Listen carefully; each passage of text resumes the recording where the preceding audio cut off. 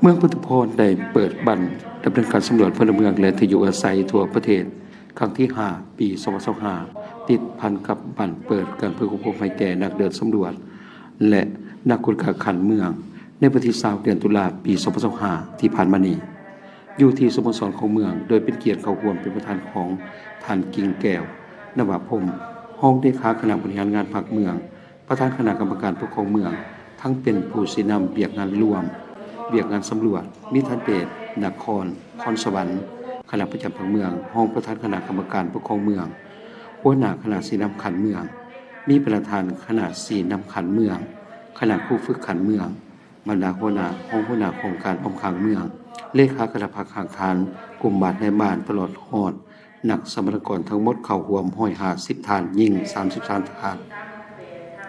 ท่านนั่งรัตนาแก้วกองมณีห้องหัวหน้าโครงการการเงินเมืองหัวหน้าโครงการสำรวจขันเมืองทั้งเป็นผู้ประจำการได้ขึ้นพานขอตกลงว่าด้วยการแต่งตั้งคณะสีนำกองเลขาขันเมือง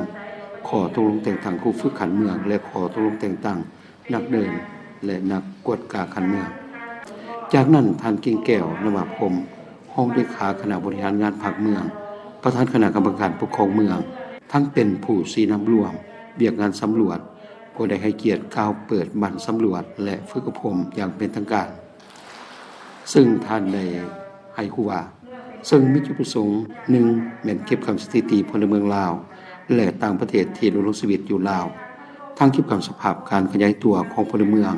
และเก็บคำสภาพการที่อยู่อาศัยของพลเมือง2เพื่อเก็บคำข้อมูลพื้นฐานของพลเมืองลาวเกี่ยวกับการศึกษาด้านสาธารณสุขคุณลักษณะที่อยู่อาศัยการดำรงชีวิตสภาพความพิการ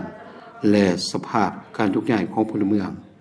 3เก็บคำสภาพกำลังงานและสภาพการมีเบียกเหตุการณ์ทำ4สร้างฐานข้อมูลให้แก่การคาดคะเนพลเมืองในการสำรวจสมรภูมิและขึ้นทะเบียนพลเมือง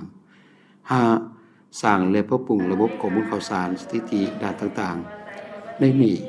แม่นมีลักษณะครบถ้วนสมบูรณ์ยิ่งขึ้นเทียบทันครับภาคพื้นได้สกล6สำรวจข้อมูลทั้งด้านเศรษฐกิจและสภาพทะเอียงในด้านสังคมและความเสมอภาคยิงสายในโอกาสดังกล่าวท่านเดชนครสวรรค์คณะประจำพรรคเมืองห้องประธานคณะกรรมการปกครองเมืองหัวหน้าคณะสีนำขันเมือง